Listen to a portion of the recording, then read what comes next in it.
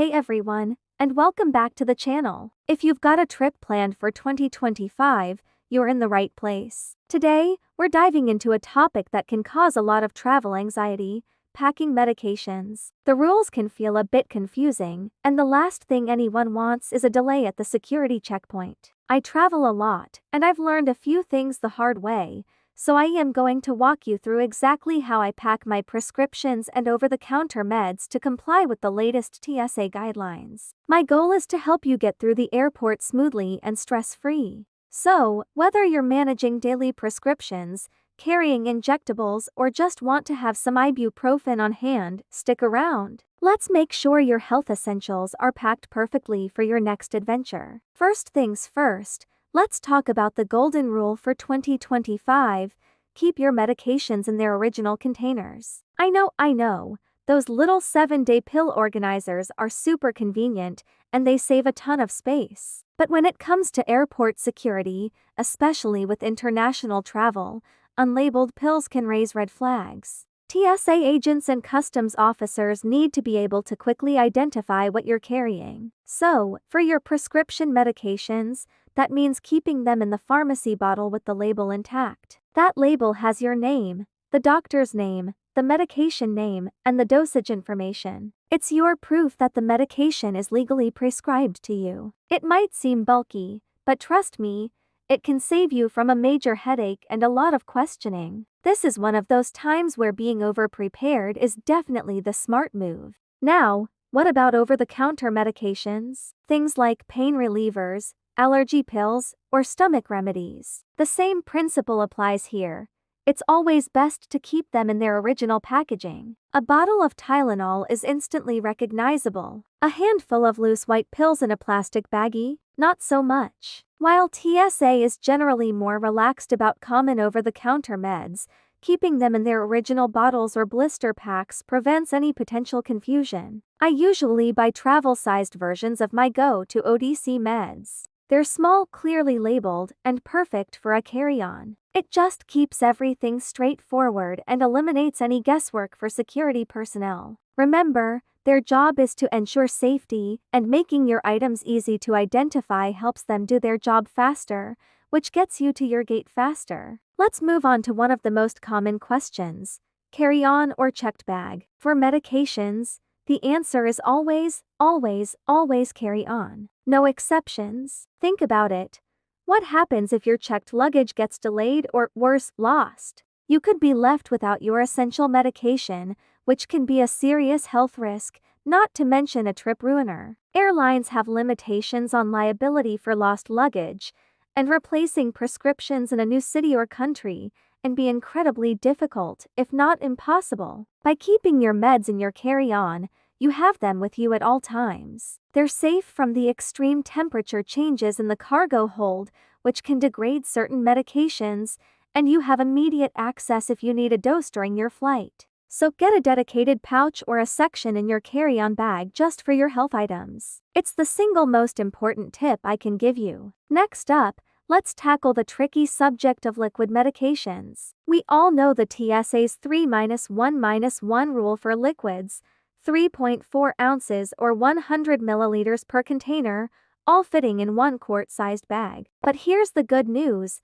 medically necessary liquids are exempt from this rule. This includes things like liquid prescriptions, eye drops, and even items like insulin or liquid nutrition. You are allowed to bring these in quantities greater than 3.4 ounces. However, there are a few steps you need to follow. You must declare these items to the TSA officers at the security checkpoint. I recommend pulling them out of your carry-on and placing them in a separate bin for screening. Just tell the officer, "I have liquid medications that are over the limit."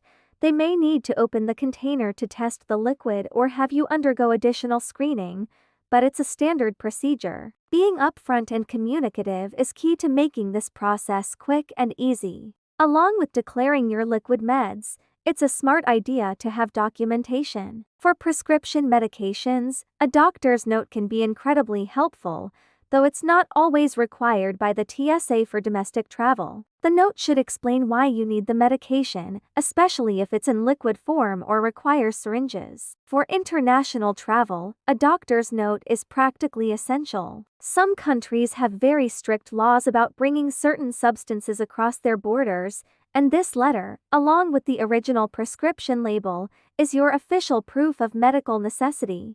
I usually ask my doctor for a signed letter on their official letterhead before any big trip. It takes a few minutes to request but can provide incredible peace of mind. Think of it as your medical passport, a document that validates your needs to authorities anywhere in the world. Let's discuss temperature-sensitive medications, like insulin or certain biologics. These require a bit more planning. You can't just toss them in your bag and hope for the best. The temperature fluctuations in a plane's cabin, or even just sitting on the tarmac, can render them ineffective. The solution? A good quality, insulated travel cooler. There are many compact medical coolers on the market designed specifically for this purpose. You can use frozen gel packs to keep the medication at the proper temperature. Just like with liquid medications, these gel packs are typically exempt from the 3.11 rule, as long as they are frozen solid when you go through security. If they are slushy or partially melted,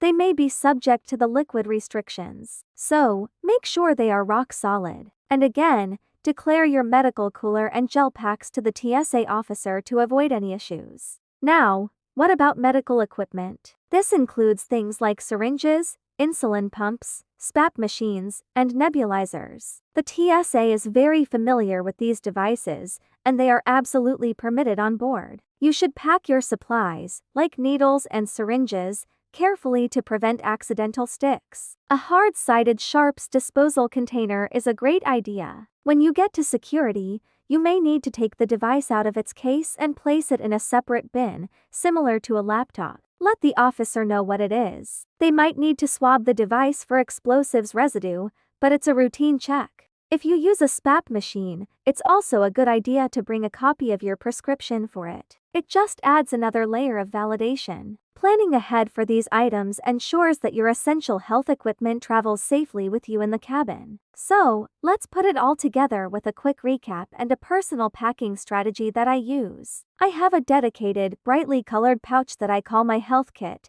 It is the first thing I pack in my carry-on and the last thing I check before I leave the house. Inside this kit, I have my prescription medications in their original bottles. I have travel-sized versions of my go-to over-the-counter meds, also in their original packaging. I tuck in the signed doctor's note that I mentioned earlier. If I'm carrying any liquid meds, they go in a separate, clear bag within this kit, ready to be pulled out and declared at security. By consolidating everything into one spot, I know exactly where my most important items are. It prevents that last-minute panic of digging through my entire bag at the security line. It's organized, it's efficient, and it gives me total peace of mind. One final tip before we wrap up: always pack more medication than you think you will need. I usually pack enough for my entire trip, plus an extra 3 to 5 days worth. Why? Travel is unpredictable. Flights get delayed, connections are missed, and sometimes you might even decide to extend your trip by a day or two. Having that buffer supply means a delay won't turn into a medical emergency. You won't have to scramble to find a pharmacy or a doctor in an unfamiliar place. I usually split my supply between my main health kit and a smaller pouch and my personal item,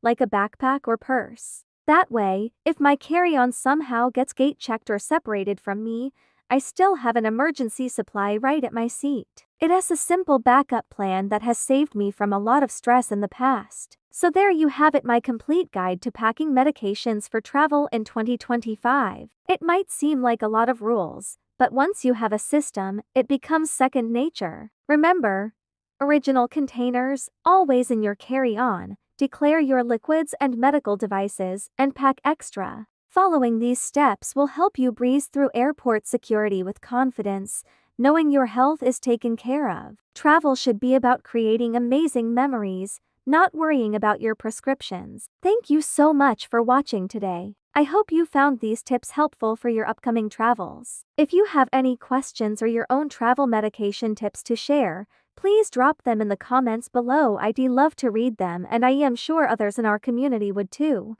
Don't forget to hit that like button if you enjoyed the video, and subscribe to the channel for more travel tips and guides. Safe travels, and I'll see you in the next one.